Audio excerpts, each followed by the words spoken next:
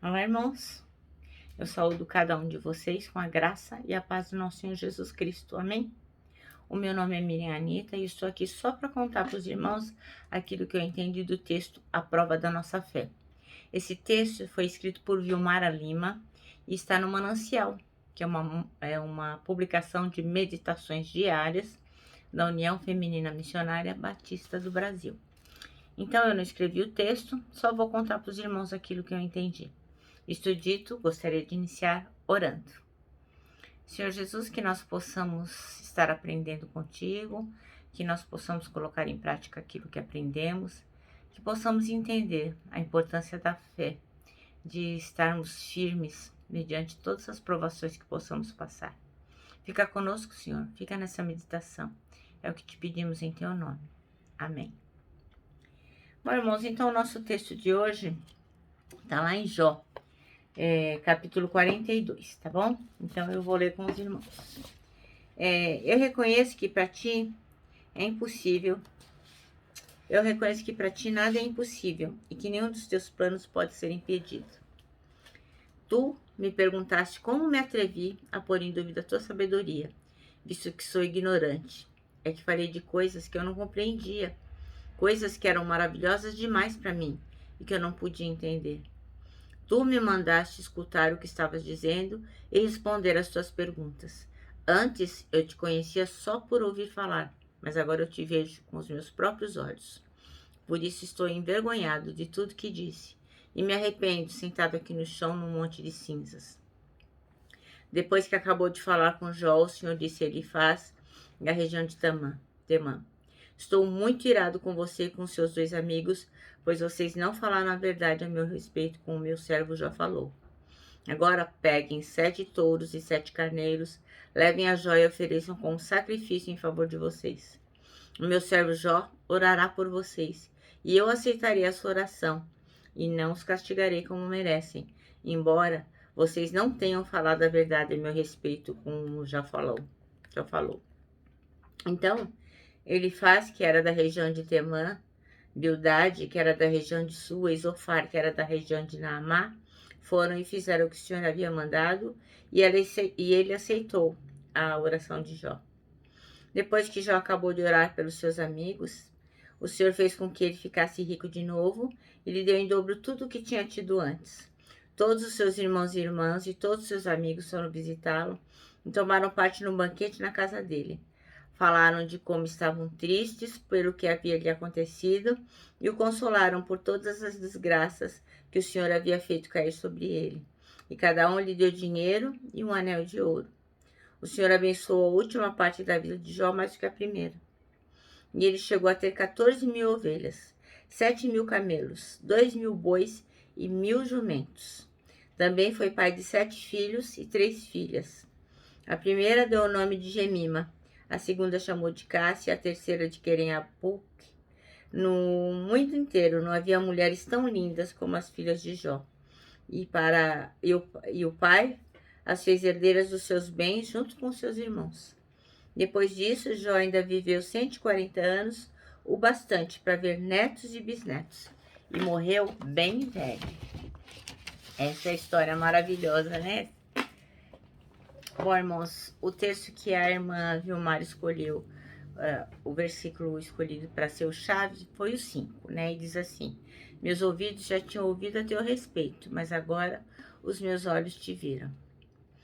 Então, o texto fala assim, que coisas ruins acontecem desde o pecado original e vão acontecer até quando Jesus voltar, pois o pecado deixou marcas profundas em toda a criação. Mas o que vai diferenciar é a nossa atitude diante do sofrimento, que vai mostrar o nível de intimidade que nós temos com Deus. Então, é importante que a gente esteja em sintonia com o Senhor, para a gente poder ver os nossos sofrimentos sob a ótica do Deus. Então, nem sempre a gente vai encontrar a causa, mas a gente tem que orar e estar convicto de que Deus é bom e não nos infligiria nada sem um propósito. Isso está lá em Tiago, capítulo 1, versículo 6. Então, Jó foi afligido de uma forma que provavelmente nós nunca seremos. Ele, contudo, não murmurou, nem culpou a Deus por causa disso.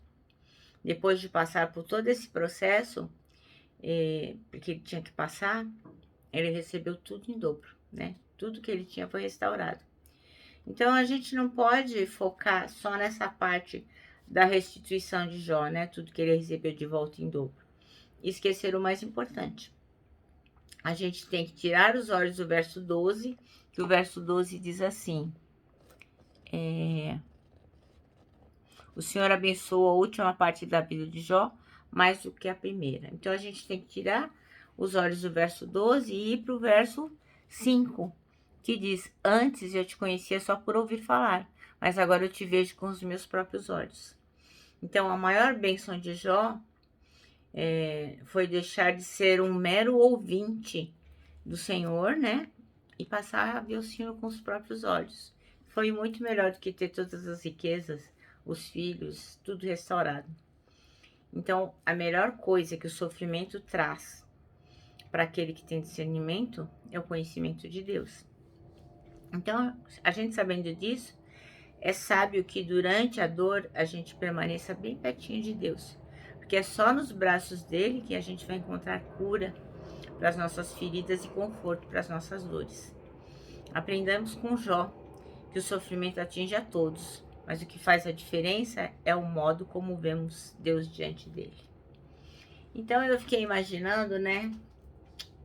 Um dia a gente acorda e resolve se vestir rapidamente para ir para o trabalho.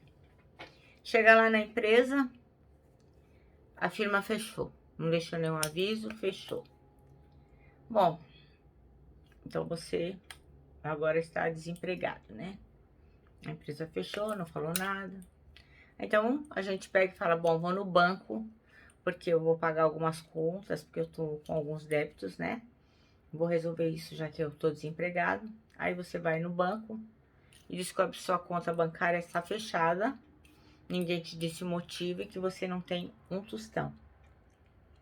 Aí você esbraveja, reclama, mas não tem o que fazer. Seu dinheiro. Aí você resolve voltar para casa. Quando você tá chegando em casa, aí você vê bombeiro, carro de polícia, um monte de gente chorando, os vizinhos vêm ao seu encontro e falam: olha, você não sabe o que aconteceu. A sua casa explodiu, seus filhos estavam dentro e morreram todos. Aí passa um tempo e você acorda num outro lugar, percebe que está num hospital. Hora da visita, chega sua esposa ou seu marido. Aí você fala: agora eu vou ser acolhido desse dia ruim, esse dia mal. E aí a sua esposa ou seu marido chega te xingando. Ah, pô, mas que dá, você vai ser crente, palhaçada, olha aí, você perdeu o emprego, não tem dinheiro no banco, nossos filhos morreram, ah, que inferno esse negócio de ser crente. Você fica pasmo, aí você fala: bom, não me resta mais nada a não ser meus amigos. E aí chegam logo 3 amigos para lhe visitar lá no hospital. E eles ficam pasmos, ficam em silêncio um tempão, e depois, quando falam, botam a culpa em você. É lógico que você ia estar sofrendo tudo isso, você não foi bom, você fez coisas erradas, isso é castigo de Deus. Aí você olha pro corredor, tem um monte de criança correndo, elas olham para você e sai correndo e dizendo: eu nunca vi nada tão feio, nunca vi uma pessoa horrorosa como essa. Então aí a gente pensa: nossa, será que isso é uma ficção? Mas na verdade, né, é a história de Jó trazida para os dias de hoje.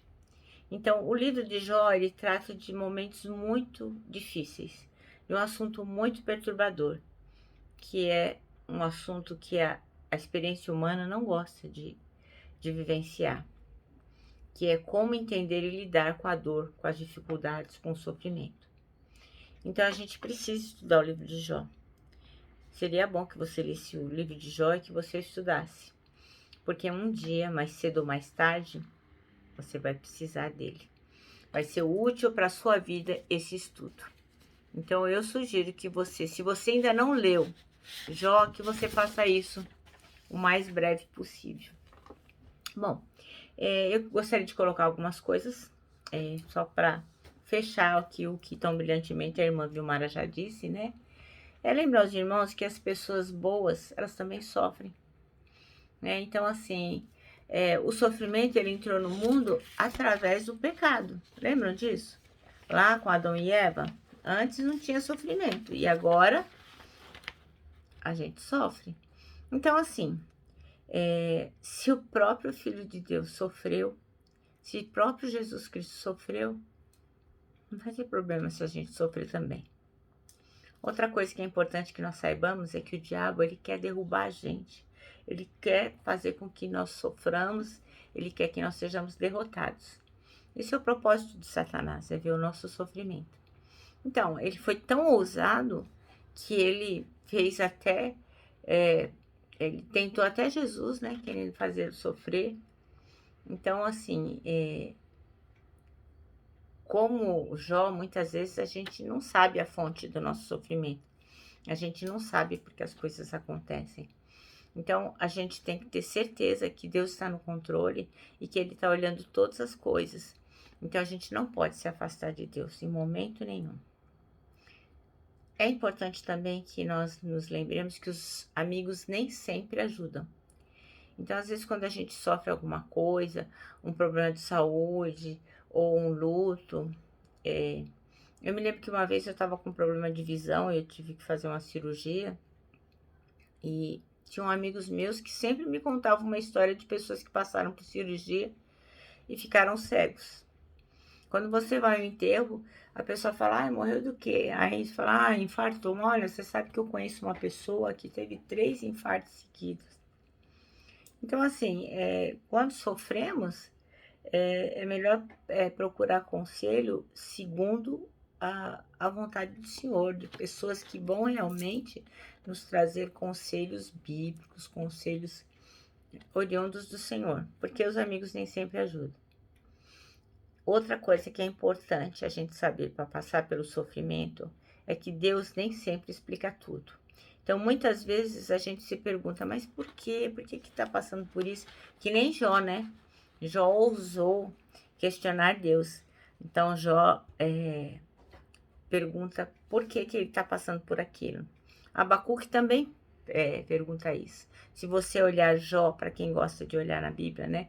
Jó capítulo 3, versículo 24. E Abacuque também fez a mesma pergunta em Abacuque 1, versículo 3. Então, milhões de outras pessoas no mundo têm a mesma pergunta. Por que eu estou sofrendo? Então, é importante a gente observar que Deus nem sempre responde as nossas perguntas. Então, a gente não tem que questionar, né? Como Jó disse lá no capítulo 40, versículos 4 e 5, ele diz assim, eu sou indigno. Que te responderia eu? Põe a mão na minha boca. Uma vez falei e não replicarei. Aliás, 2 vezes, porém não prosseguirei. Então, Jó pede desculpas para Deus. Ele viu que ele foi a mais. Ele viu que não tinha nada a ver ele duvidar da justiça e da bondade do Senhor. E a gente não pode duvidar nunca. E é importante que a gente saiba que sempre, sempre, depois do sofrimento, vem as bênçãos. É lembrar que o sofrimento dessa nossa vida é temporário. Então, por mais intenso que foi o sofrimento de Jó, ele passou, ele não durou para sempre. Então, é bem provável que ele lembrou durante o resto da vida daquelas experiências como coisas que doeram muito, mas ficaram no passado. A vida continuou e é assim que nós temos que agir. A vida segue em frente, por mais difícil que seja, por mais que sejam as dificuldades, por mais que nós tenhamos que seguir às vezes sem uma pessoa que a gente ama, a gente tem que se lembrar que depois vem as bênçãos. Então a gente enfrenta sim dias difíceis, mas as tempestades elas passam e a vida continua. Então a gente vive numa época que é a nova aliança de Cristo. Nós vivemos uma época de grande esperança. Se de qualquer forma nós não obtivermos sucesso nessa vida, nós temos a esperança de Jesus Cristo. Ele há de voltar ou nós iremos ao encontro dele. Então, de qualquer forma, depois do sofrimento, nós teremos sim as bênçãos. Então, só para encerrar esse meu pensamento, a gente tem que ser fiel no sofrimento, ficar firme. Você lembra que, olha, João Batista foi decapitado, Jesus Cristo foi crucificado, Estevão foi apedrejado, Paulo sofreu e foi decapitado. Então, assim, todo mundo acaba sofrendo. Os problemas da vida, eles acontecem. E a gente também. Se não sofreu, a gente vai sofrer. Então, os problemas não necessariamente são falta de fé. Eles não são provas de algo terrível que Deus tem contra nós por causa dos nossos pecados. Às vezes, as provações vêm por disciplina de Deus. Às vezes, ela vem como oportunidade de crescer. E outras, um convite para que nós possamos adorar ao nosso Deus. Então, nós temos que ficar firmes nessa prova da nossa fé. O nosso manancial termina assim. Aprendamos com Jó que mais do que tudo que nós precisamos, Deus é tudo o que nós temos. Amém? Eu termino aqui com o meu abraço fraternal, o meu abraço de ursa. E lógico, né? Com a palavra de ordem que é saudades.